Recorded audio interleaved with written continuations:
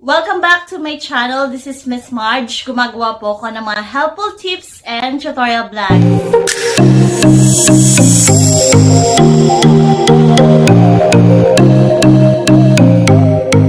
It's another day of tutorial. Welcome to my channel. This is Miss Marge. So for today's video po, ituturo ko sa inyo kung paano ba magbayad ng SSS loan.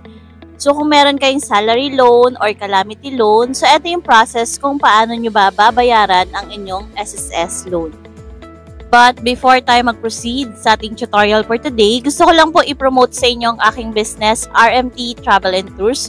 Kung kailangan nyo po ng airplane ticket or ferry ticket like to go, or gusto nyo pong magbakasyon sa Boracay, Palawan, or any domestic and international destination, message lang po kayo sa aming Facebook page, RMT Travel and Tours.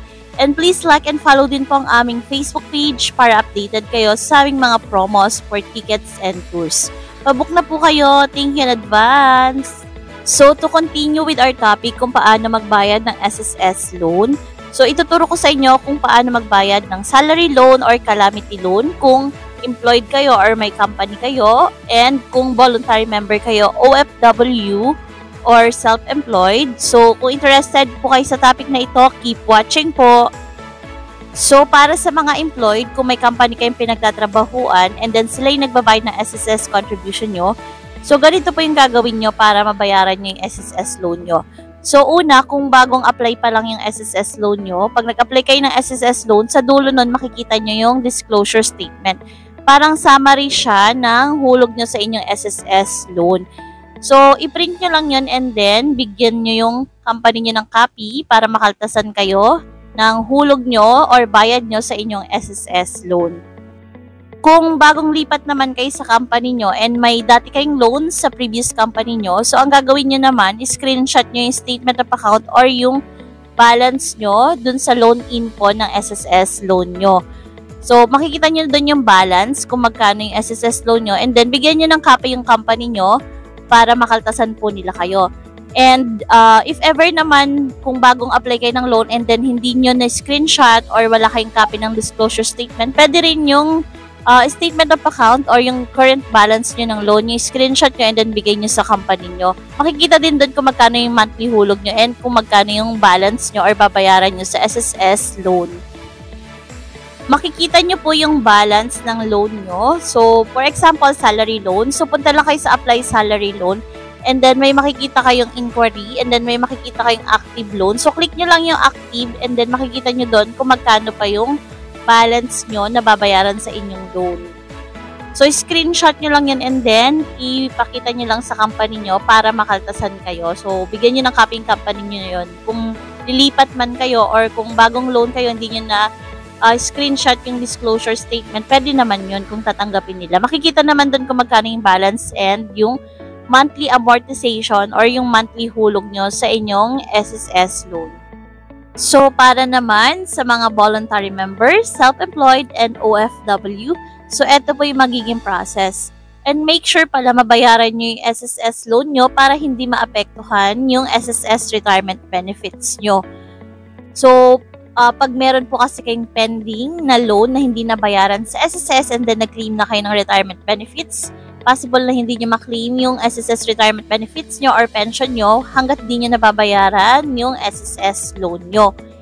Lalo na kung naka 120 contributions kayo, yun kasi minimum na pwedeng makapag-avail kayo ng SSS retirement benefits. Pero syempre maliit lang yung makukuha yung monthly pension yun.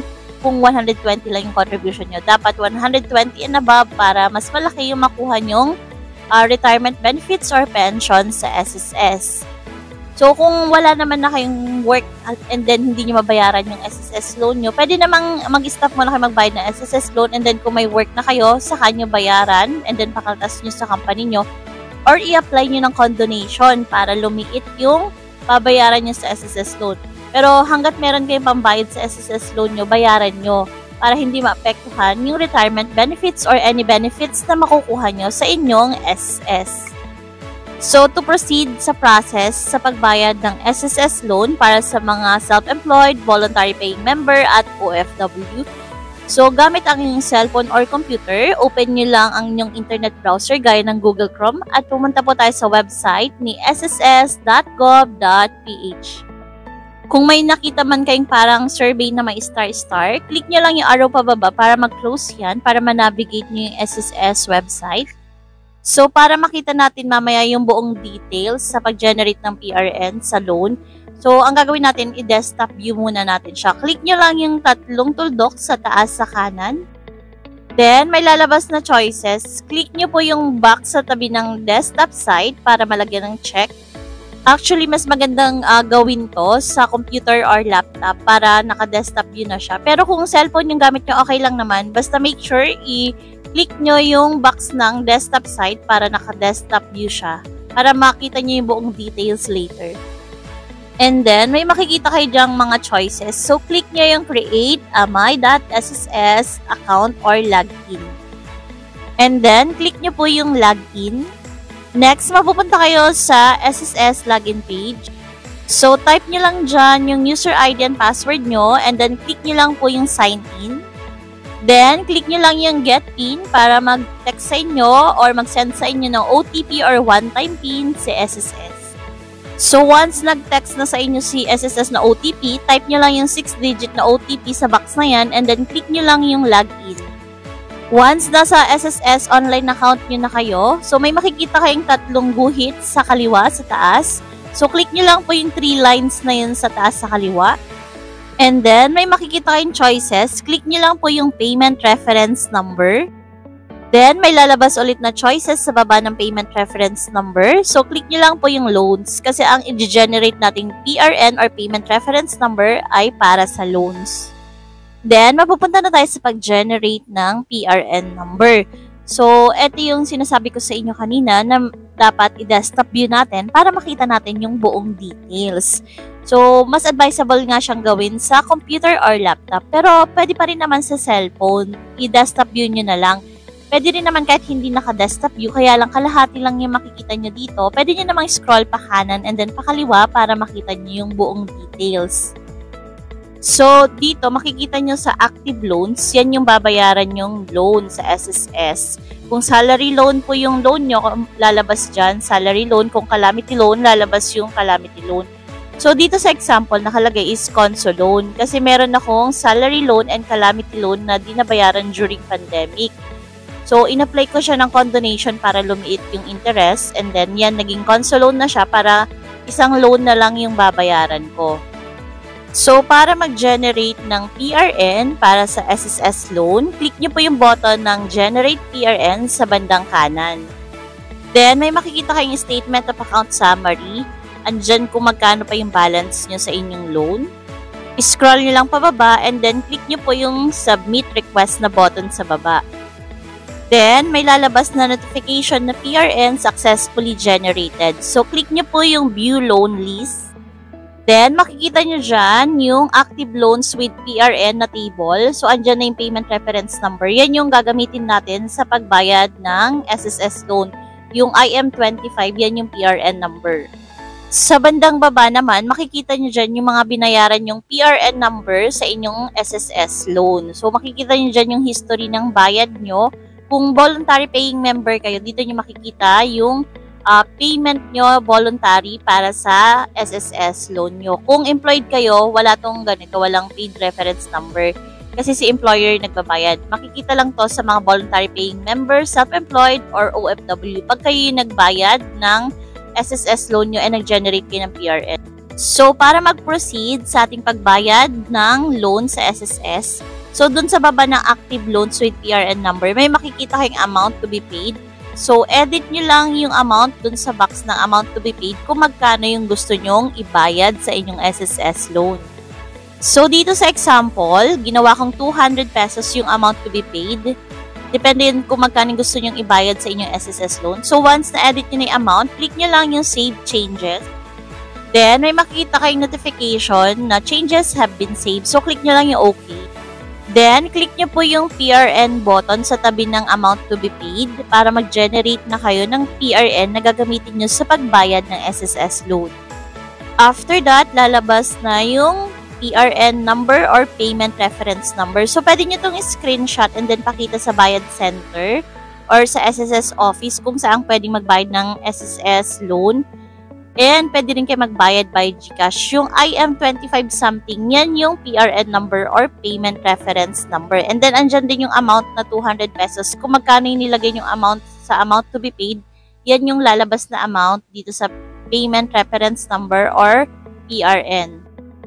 Then, sa bandang baba, kung gusto nyong i-print, i-click nyo lang yung print button. Pero pwede nyo na itong i-screenshot para may copy kayo. So, pag click nyo yung print, may lalabas na save as PDF. Click nyo lang yung arrow button para ma-save sa phone nyo or sa PC nyo or sa computer nyo yung payment reference number or yung PRN para sa loan. So, ganito yung magiging itsura niya. So, pwede nyo ring i-screenshot to para may copy kayo. So, ito yung sample niya ng payment reference number or PRN number. So, pwede nyo na itong screenshot and then ipaprint. And then, pag nagbayad kayo sa Bayad Center or sa SSS, ito na yung ipakita nyo. By the way, every month po nag-generate din ng PRN number para sa SSS loan. Basta tuwing magbabayad kayo ng SSS loan, mag-generate kayo ng PRN number. And pwede rin kayo magbayad via GCash. So, ituturo ko sa inyo kung paano magbayad via GCash. So, para magbayad via GCash, open nyo lang yung GCash app nyo and make sure may laman yung GCash app nyo. And then, click nyo po yung bills. Then, click nyo po yung government. Then, hanapin nyo po yung SSS loans-RTPL. I-click nyo po yan. By the way, dito sa GCash, sa pagbabayad ng SSS loan, kakailanganin nyo yung PRN number at yung loan account number. So, ito yung loan account number. Makikita nyo siya sa table ng active loans with PRN. Once na-click nyo na yung SSS RTPL, so need nyong fill upan yung mga information na kailangan.